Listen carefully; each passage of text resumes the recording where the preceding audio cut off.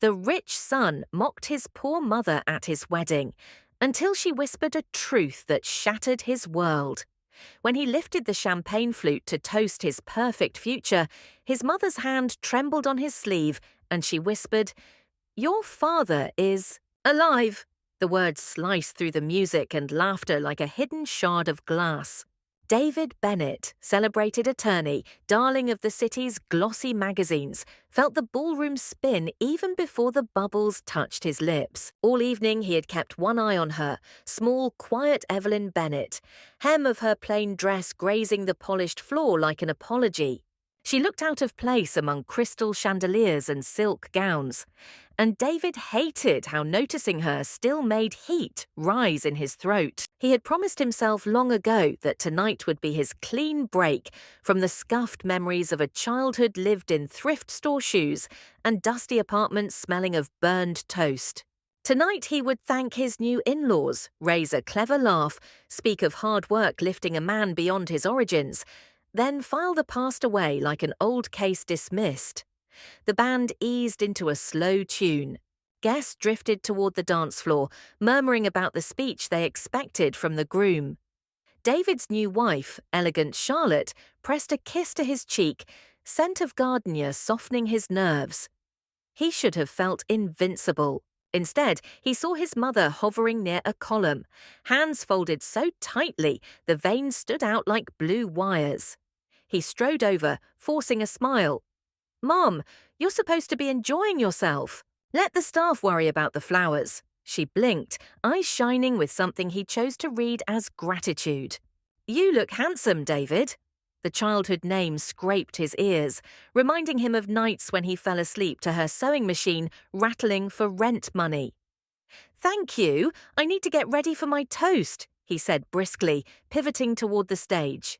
A string of congratulations slowed him. Partners from the firm, a senator whose campaign he had once salvaged, even Victor Hayes, Charlotte's family friend, who had personally underwritten part of the lavish reception. Victor's hand rested on David's shoulder with paternal weight. "Make it memorable, son." David nodded, throat tight. He climbed the small platform, raised the flute, and the room dimmed as spotlight found him. Glittering eyes turned his way, expecting charm. He cleared his throat. "Friends, family, and the people who feel like both. Tonight I stand before you mindful of the distance we travel when we dare to dream." Applause fluttered at the edges, and he relaxed into familiar rhythm. Stories of late nights, hard cases, how perseverance carves destiny. But as he spoke, he spotted his mother again, just beyond the light's reach, lips pressed thin. A flicker of annoyance sparked. He wove a sentence that praised every mentor who believed in me even when resources were scarce. Careful not to say her name. Laughter and clinks of glasses told him the line landed. Then Evelyn stepped forward. For a moment he thought he imagined it, her frail silhouette edging into the halo of light. Gasps rippled. No one had rehearsed this. She reached up, fingers brushing his cuff, and in that hush she murmured the impossible words. "Your father is alive." The microphone caught only the faint rustle of her voice, but David heard it as if shouted. Blood roared in his ears. His carefully arranged thoughts scattered like papers in wind. The crowd saw his smile falter, a bead of sweat slide down his temple. He leaned close, jaw tight. "What are you talking about?" She did not answer. Instead, she pressed a sealed envelope into his hand, one corner soft from years of hiding. Her eyes held a storm of love, apology, and something dangerously close to defiance. Time stuttered. The optimism in the room wavered, sensing fracture. David forced a laugh into the microphone. "Seems my mother has a surprise of her own. Excuse me one moment." He stepped down, heat crawling beneath his collar, and ducked through a side door off the ballroom. Behind him, chatter swelled like surf after a distant quake. In a corridor lined with gilded mirrors, he slid his thumb beneath the envelope flap. A scent of old paper rose, taking him back to attic rooms and rainy mornings. Inside lay a single folded sheet. The handwriting was bold, unfamiliar, alive. If you are reading this, it means she has found the courage to let truth breathe. I am your father. David's vision blurred. An icy hollowness opened in his chest, swallowing triumph, anger, and every polished word he had planned to say. A ripple of voices leaked from the ballroom, calling him back, but the corridor felt miles away from celebration. He read the line again. Alive. Father. 2 words that rewrote his history in one breath. And his mother, poor, humble, inconvenient, had been the sole keeper of that truth. David stared at the looping letters until they blurred. Then he pressed the paper against his chest as if sheer heat might cauterize the wound opening inside him. Somewhere beyond the corridor doors, a master of ceremonies tried to nudge the evening back on script, polite laughter, a clink of china. But the ballroom's music sounded tinny, far away, like an old transistor radio dropped in water. He folded the sheet with surgical care, slipped it into an inside pocket, and wiped his palms on his jacket. They were clammy, guilty. He pictured Charlotte waiting near the cake, her creamy dress a lighthouse in any crowd, and felt the first prick of betrayal. He had promised her unwavering honesty, yet one whisper had turned him into a liar by omission. David! His best man, Marcus Hill, poked his head through the door. Broad grin, wine-flushed cheeks, completely unaware the groom's universe had tilted on its axis. Guests are restless. They think you went to practice a punchline. Marcus squinted. You okay? Fine. Stage fright, David rasped, forcing a smile that felt stapled to his face. Tell them I'll be right out. Marcus hesitated, then retreated. David exhaled, slapped both cheeks lightly to spark composure, and strode back toward the noise. Each step felt like walking on cracked ice, but the polished shoes carried him because appearances must. The reception hall greeted him with a low roar, champagne, chandeliers, a string ensemble shifting into a predictable love song. His mother was nowhere in sight. Panic flickered. She might have fled the hotel, leaving him with questions screaming louder than the jazz trumpet now filling the room. He slipped along the edge of the dance floor, nodding at compliments that floated past like snowflakes he could not feel. Victor Hayes intercepted him near the bar, gentle hand on his elbow. Charlotte's worried, Victor said in his measured drawl. Salt and pepper beard trimmed to perfection, eyes that missed nothing. Everyone is eager for the first dance. I needed air. David glanced at the older man's cufflinks, emerald flecks that matched the ones Victor had gifted him at yesterday's rehearsal dinner. Thomasina's husband, mentor, family friend, or something more. The letter's signature burned in his pocket. VH. Son, Victor murmured. Pressure can rattle anyone. Take your time. Son. The word made David's stomach flip. Had Victor always used it? He saw tiny snapshots. Victor teaching him a proper golf grip, slipping him a crisp bill after graduation, attending law school moot courts even when his own schedule groaned. Moments dismissed as kindness now glimmered with new, dangerous meaning. He managed a nod and threaded toward the terrace doors.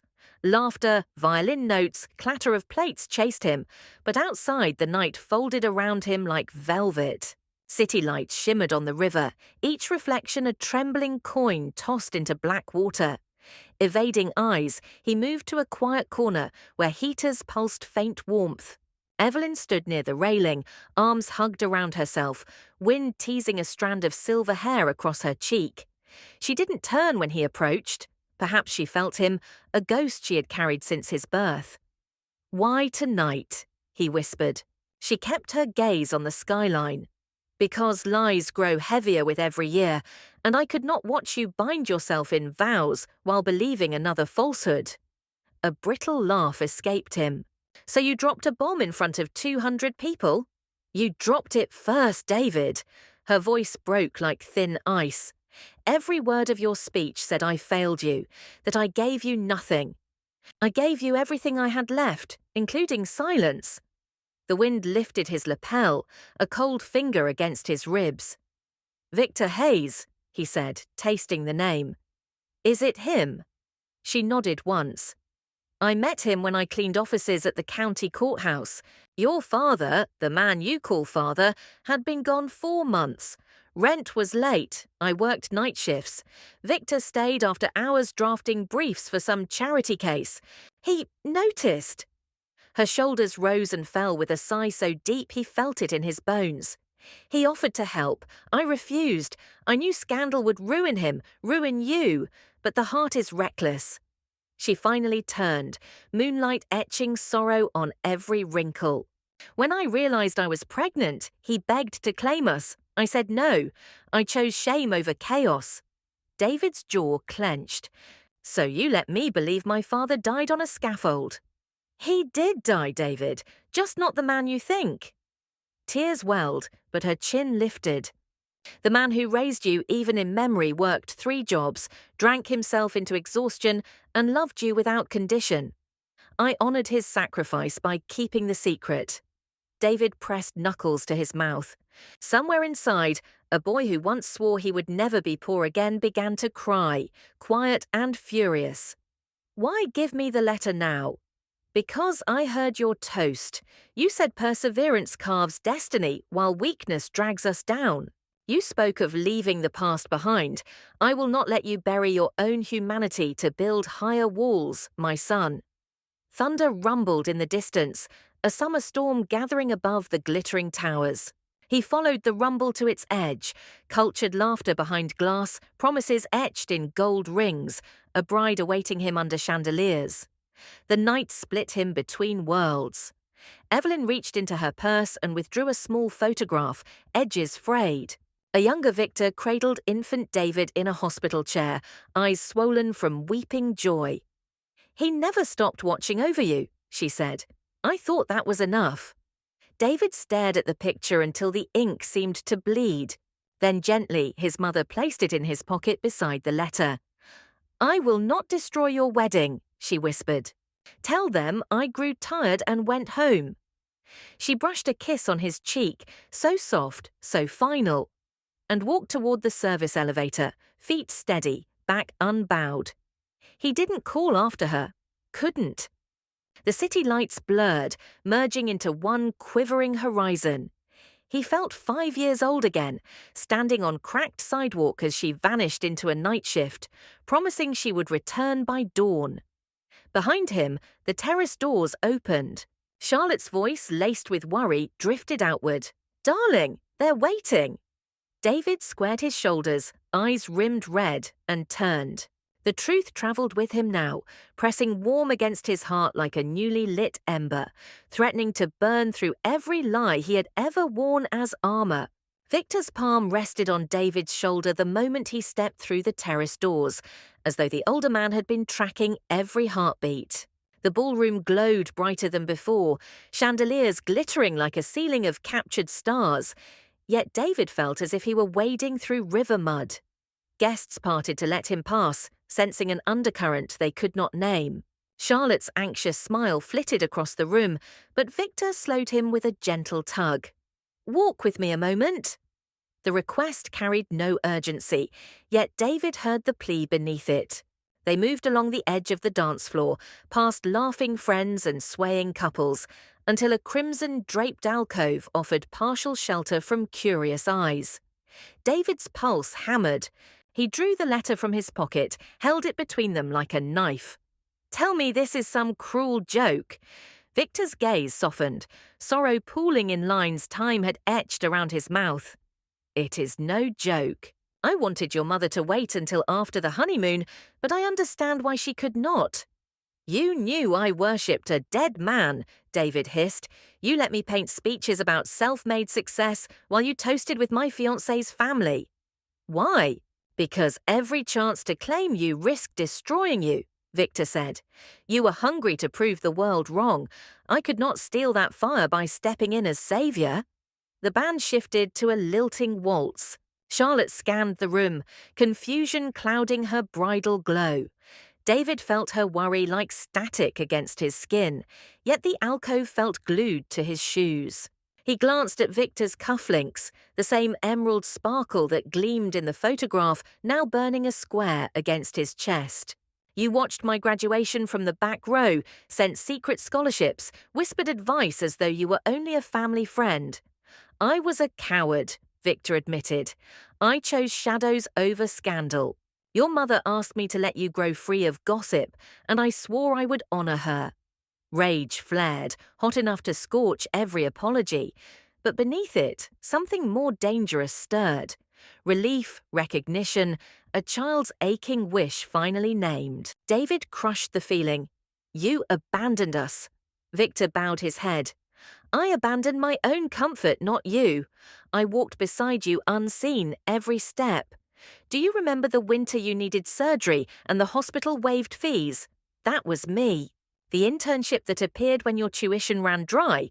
Me again. A father's duty, performed in secret. David's breath snagged. Memory reeled, stringing moments like beads. Unexplained rescues, envelopes slipped under doors, mentors materializing just when hope frayed. Each one now wore Victor's face. He pressed fingers to his forehead. I spent my life hating weakness, despising the poverty that followed us like a stray dog. I used it as fuel because I thought the world owed me repayment. But the truth is, I was never alone. No, Victor said, eyes shining. You were always loved fiercely, even when love hid its name. Silence thickened, music swelled. Then a ripple of applause signaled the bridal waltz was about to begin. Charlotte hovered at the stage stairs, clutching her gown, searching for her groom. A coordinator flapped her clipboard like a frantic bird. David exhaled. I have to dance. Victor squeezed his shoulder once. Tell her only what you must tonight. The rest can wait until dawn. The ballroom greeted David with expectant faces. He feared they might smell the smoke of burning secrets on him. Yet as Charlotte reached for his hand, the murmurs melted into soft sighs. Her fingers were cool silk. Where did you disappear? She whispered while the first chords unfurled. Needed a breath of night air. He forced steadiness into his tone, though the floor seemed to tilt beneath their turning steps. Charlotte's smile bloomed again, but soon her brow creased. Your eyes. They look different. He tucked her nearer, voice low. Long day, long speeches. I promise I am here with you. Guests circled, clapping in rhythm, unaware the groom counted beats only to anchor himself to gravity. Halfway through the dance, the photograph nestled in his pocket slipped loose, fluttering toward the parquet. He caught it mid-fall, but not before Charlotte glimpsed the faded image. Who is that baby? His pulse spiked. An old family picture. I will explain later. The lie tasted bitter, yet he could not shatter her joy under the chandelier. Instead, he kissed her knuckles, guiding her through the final spin as the orchestra's swell washed over them. Applause burst, cameras flashed, David's smile held, but behind it a storm raged, cracking foundations he once called truth. Across the room, Victor's eyes met his, father's eyes, familiar and foreign in the same blink. And somewhere beyond the doors, Evelyn rode an elevator towards streetlights, praying her son would find mercy inside the ruins of certainty. The first dance faded into cake-cutting chatter, but David heard only the ticking of an invisible clock. Frosting kisses, flashbulb smiles. Each ritual felt like a pantomime, performed on a stage about to crack. When the band took a break, Charlotte slipped away with bridesmaids, and before anyone else could reach him, Victor gestured toward the hotel's library, a paneled refuge just beyond the foyer. David followed, pulse pounding like a gavel. The room smelled of leather and old ink. Firelight flickered behind etched glass, throwing restless shadows across shelves. Victor closed the door, and the hum of celebration muted to a faint vibration in the carpet. David paced, hands flexing. Give me the whole story. No omissions. Tonight. Victor nodded, sank into a wing chair as if accepting cross-examination. I met your mother in the courthouse basement the winter your presumed father died. She scrubbed floors between clerks' desks, eyes red from bleach. I had never seen courage look so fragile. She would not take money. She would not take my name. But the heart bargains in stubborn currencies.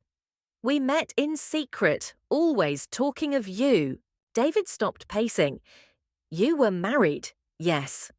I had a wife whose world revolved around social luncheons and campaign dinners. She knew nothing of mops or neon night shifts. I told myself protecting her was noble. Truth is, I feared scandal more than I treasured honesty.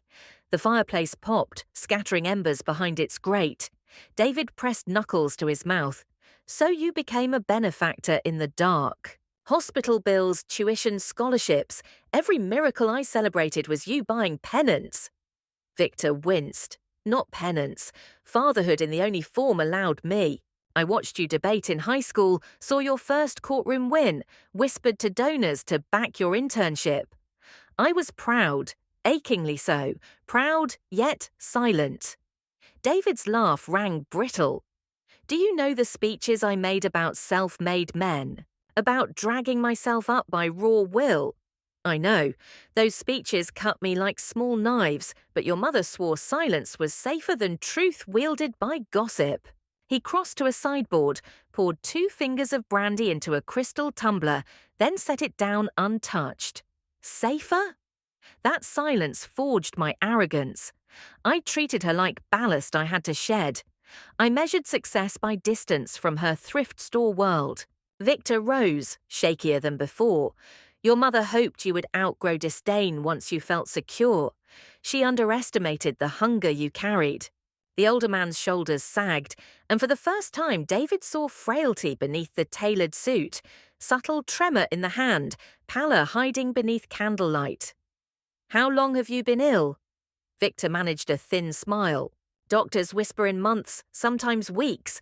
Another reason I urged her to wait until after the honeymoon, but she feared my funeral might blindside you worse than any wedding revelation. David's throat closed. Terminal. The word tumbled inside him like loose change, clanging against every accusation he had hurled in the past hour. Victor reached into his jacket and produced a ring box, small, unadorned. Your mother refused it back then. She said a child does not need scandal wrapped in gold. I kept it, hoping. He opened the lid. Inside lay a simple band of brushed silver, almost plain beside David's own gleaming wedding ring. Victor's voice dropped. It was my grandmother's. I want you to have it, if only as proof that I never stopped claiming you in my heart. David's vision blurred. He closed the box, sliding it into his pocket beside the letter and photograph. The pocket felt impossibly heavy. A crash echoed from the corridor, tray of glasses shattering, followed by startled shrieks. Victor straightened too quickly. Pain flashed across his face. David caught him as knees buckled, easing him into the chair. Stay here. I will call an ambulance. No, Victor gasped, clutching David's wrist. Do not turn your wedding into a hospital ward. Help me to the service lift.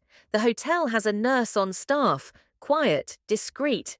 Footsteps thundered outside. A groomsman poked his head in. Everything all right? Spilled champagne. We need towels, David lied. The groomsman vanished. With effort, David hauled Victor upright, half carrying him through a staff corridor lit by buzzing fluorescents. Victor's breath came shallow, each inhale a count of borrowed time. In the elevator, he sagged against mirrored walls, reflection showing father and son fused by panic.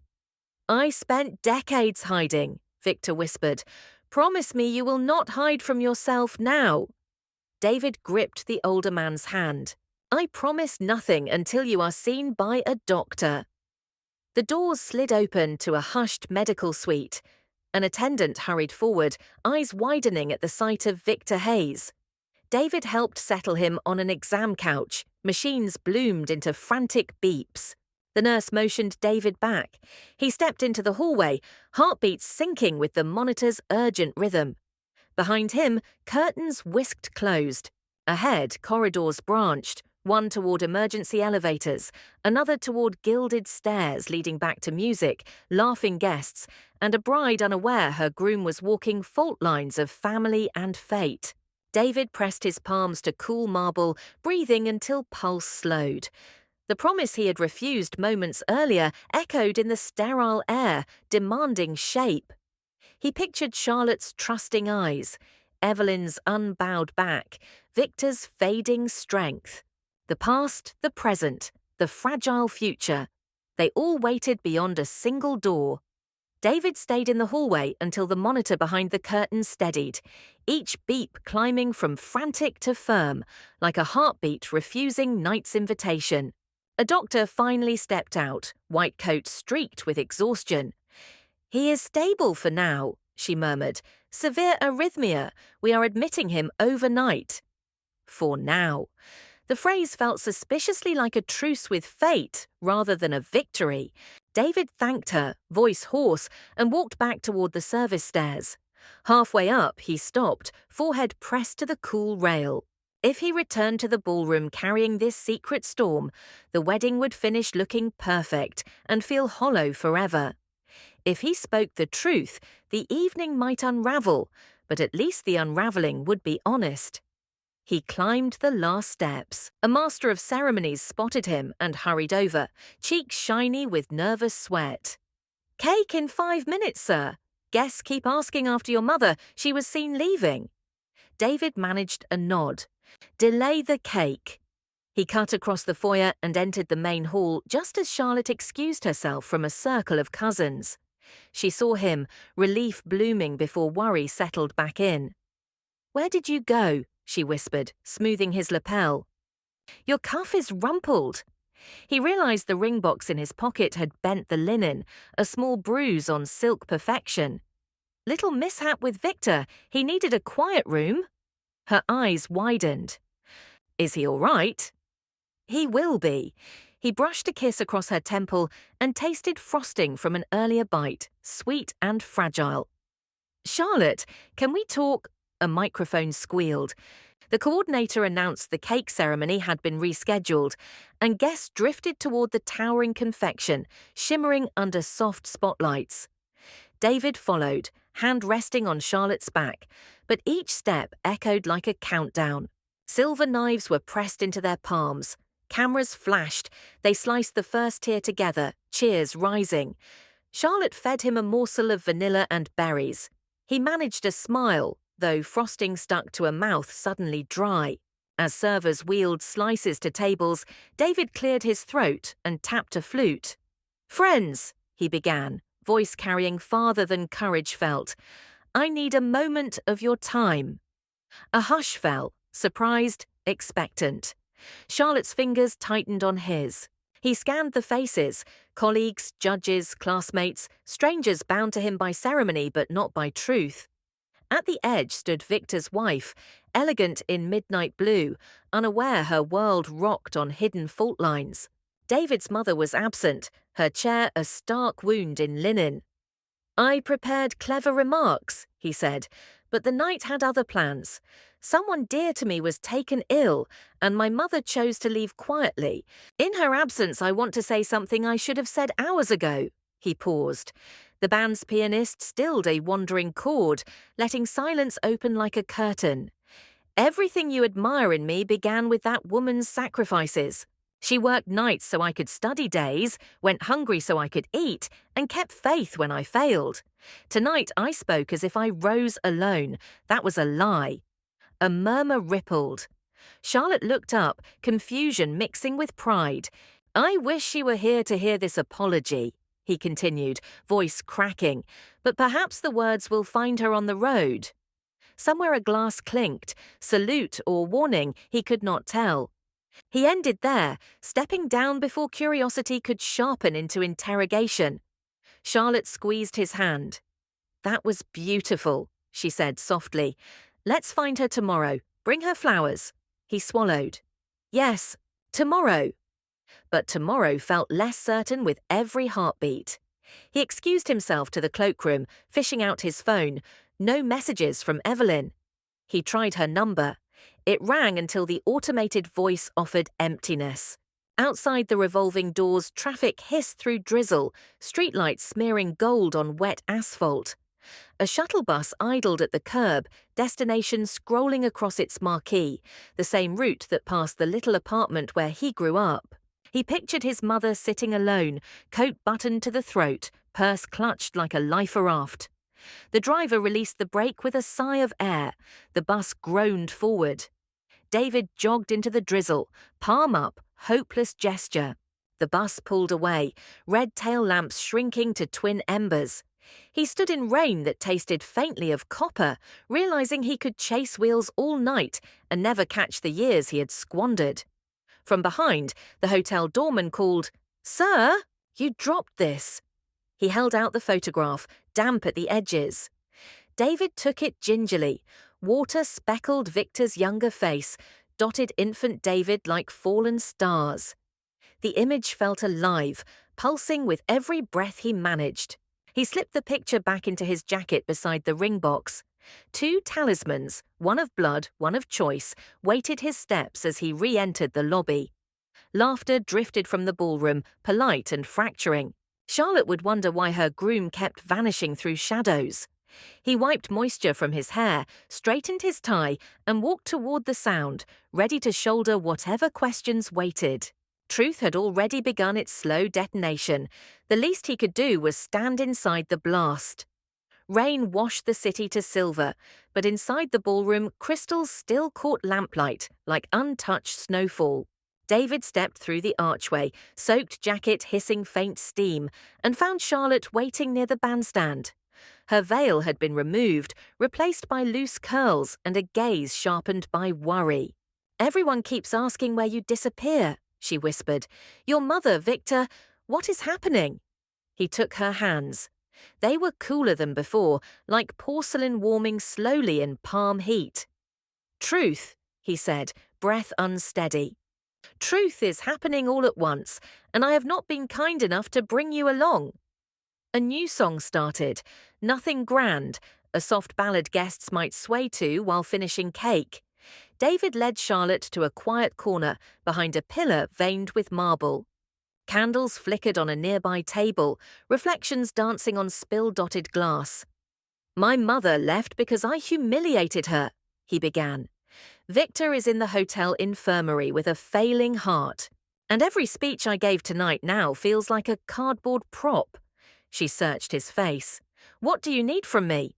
"Patience, and a promise not to hate me when the pages turn." He drew the letter, the photograph, and the silver ring box from his pocket, arranging them between votive flames like relics on an altar. He told her everything: bleach-scented basement meetings, hidden scholarships, a lifetime of silent guardianship, and one wedding where silence split at the seams. Charlotte listened without interrupting, eyes wide yet calm. When he finished, she touched the photograph. "That baby looks pleased to be held." A fragile smile. "You always wondered why Victor teared up at your wins." David exhaled, a breath wrapped in equal parts dread and relief. "I still do not know what to do with any of it." "You have already done the hardest part," she said. "You stopped lying, even to protect appearances. The rest is choices, and choices can be kind." Across the room, the master of ceremonies announced bouquet toss. Bridesmaids squealed, forming a semicircle. Charlotte squeezed David's hand. "I will go keep the tradition alive. Find your mother." He watched her drape composure like silk over storm, then turned toward the lobby. The photo and ring box stayed in his pocket. The letter he tucked into Charlotte's clutch for safekeeping. Outside, drizzle had thinned to a mist catching neon halos. A taxi rank lined the curb, cabs idling like patient animals. David approached the first driver. "Did a woman in a navy coat and rose hat leave here recently?" The driver nodded. "Older lady, very polite, asked for Riverside Terrace by the underpass." Home, he thought, their former apartment building, long since converted to low-income condos. He slid into the back seat of the next cab. Riverside Terrace. "And please, faster than memories." The cabbie grinned. "Buckle up figuratively, friend." Streets blurred past, lit billboards boasting future dreams, puddles mirroring his own half-formed reflection. David rehearsed apologies, each one collapsing under weight of history. When the cab stopped before a peeling brick facade, he paid and stepped out, shoes splashing in gutter water. The hallway smelled of detergent and old paint. On the third floor, door 3B stood ajar. Soft lamplight spilled across cracked linoleum. He knocked and pushed gently. Evelyn sat at the tiny kitchen table, teacup cradled between weathered palms. A suitcase rested near her chair, half-packed with simple dresses folded to crisp rectangles. She looked up, unsurprised. "I thought you might follow." David closed the door behind him, then dropped to one knee beside her chair, forehead against the edge of the table. Words tangled, but tears found their own tongue, sliding unhindered. "I said I forged my future alone," he whispered, "but every step was traced inside your shadow. I am sorry, Mom." Her fingers combed through his damp hair, the way they had when nightmares chased him as a boy. "A mother forgives before the child thinks to ask," she murmured. "Stand up, there is tea." He rose, wiped eyes on sodden sleeve, and sat opposite her. The kettle whistled a thin note. Evelyn poured amber comfort into 2 chipped cups. "Victor?" she asked. "He is resting. Doctors speak in cautious phrases. He wanted secrecy but no longer owns that luxury." David paused, then placed the ring box on the table. "He intended this for you long ago." Evelyn opened it slowly. Tears brightened tired eyes. "I cannot rewrite past chapters," she said, voice steady. "But maybe I can underline the lines that mattered." She slid the ring onto her finger, loose but luminous under flickering bulb. David reached across, covering her hand with his. "I invited 200 people to watch me build a monument to success. Now I think the real ceremony is here, between plaster walls that never needed chandeliers." Outside, sirens wailed, city pulse unchanged by revelations in a modest kitchen. Inside, mother and son shared tea until steam stopped rising. Speaking of small joys, library books, Sunday markets, the scent of lilacs by the riverbank. When words dwindled, they let silence mend fractures that speeches could not touch. Eventually, David's phone buzzed, a message from Charlotte. The bouquet landed in my sister's arms. "Victor is asking for you when you return. Love you." He showed the screen to Evelyn. "Will you come back with me? He wants to see you." She looked at the suitcase, then at her son. "Yes. If fame and fortune can survive an old cleaning lady strolling in, I will follow." He laughed, soft and real. Together they stepped into the hallway, 2 silhouettes stitched by corridor light, neither leading nor following, but walking side by side toward an elevator chime that promised nothing certain except forward motion. As doors slid shut, David caught their reflection in streaked metal. A man in wedding finery damp with rain, a woman wearing silver once denied her, both holding teacup warmth inside rib cages where fear formerly nested. The future's shape remained blurred, like streetlights viewed through mist, yet for the first time he did not dread what clarity might reveal. The elevator descended, toward a hospital ward, a waiting bride, headlines yet unwritten. Toward dawn. And somewhere between floors, David finally believed that truth, however late, can still arrive right on time.